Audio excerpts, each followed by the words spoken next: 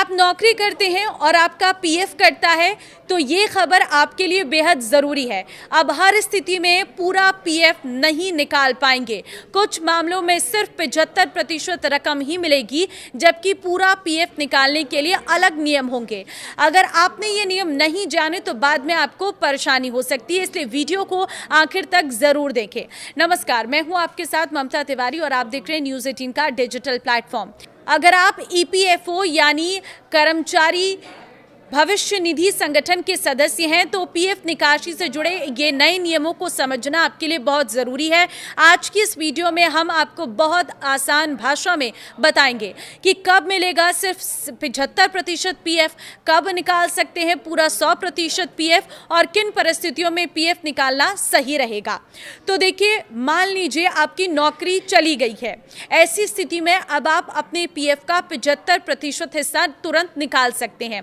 बाकी 25% रकम बाद में निकाली जा सकती है ताकि आपके रिटायरमेंट के लिए कुछ बचत सुरक्षित रहे। इस बदलाव का उद्देश्य कर्मचारियों को तत्काल आर्थिक मदद देना और साथ ही भविष्य की सामाजिक सुरक्षा बनाए रखना है। उदाहरण के तौर पर अगर आपके पीएफ खाते में 4 लाख रुपए हैं तो जरूरत पड़ने पर आप 3 लाख रुपए निकाल सकते हैं और जो बाकी की राशि है वो खाते में बनी रहेगी। नौकरी बदलने पर पीएफ निकालना सही है या नहीं ये भी जान लीजिए, क्योंकि कई कर्मचारी नई नौकरी मिलने पर पुराना पीएफ निकाल लेते हैं, लेकिन ईपीएफओ इसकी सलाह नहीं देता। संगठन का कहना है कि नौकरी बदलने पर पीएफ राशि को यूनिवर्सल अकाउंट नंबर यूएएन के जरिए नए नियोक्ता के खाते में ट्रांसफर करना चाहिए। इससे पीएफ खाते पर ब्याज मिलता रहता है, सेवा अवधि लगातार जुड़ी रहती है और रिटायरमेंट के समय बड़ा फंड तैयार होता है।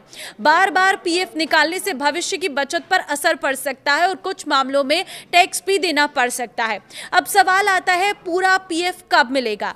कुछ विशेष परिस्थितियों में पूरा पीएफ निकालने की अनुमति होती है, जैसे रिटायरमेंट के बाद स्थायी विकलांगता, काम करने में असमर्थ होना, नौकरी से स्थायी रूप से हटाया जाना, हमेशा के लिए विदेश बस जाना। ऐसी परिस्थितियों में सदस्य पूरा पीएफ निकाल सकते हैं।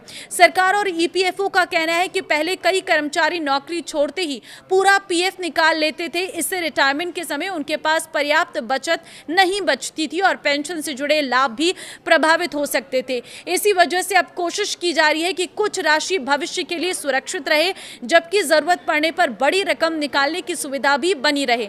तो अगर आपकी नौकरी आपने बदली है और नई नौकरी मिलने की संभावना है तो कोशिश करें कि पीएफ निकालने की बजाय उसे नए यूएएन से ट्रांसफर करें। इससे आपकी सर्विस लगातार बनी रहेगी और भविष्य में पेंशन और ब्याज का फायदा मिलता रहेगा।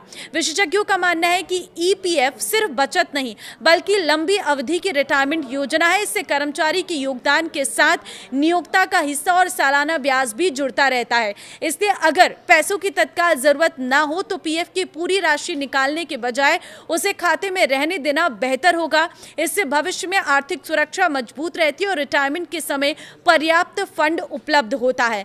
अब आपको समझ आ गया होगा कि कब मिलेगा पीएफ 75%, कब निकाल सकेंगे पूरा पीएफ और नए नियम आपके लिए क्यों महत्वपूर्ण है। अगर ये जानकारी आपको महत्वपूर्ण लगी तो वीडियो को लाइक करें, शेयर करें और ऐसी ही सरकारी योजनाएं, बैंकिंग और ईपीएफओ से जुड़ी हर अपडेट के लिए चैनल को सब्सक्राइब करें। मिलते हैं अगली वीडियो में। नमस्कार।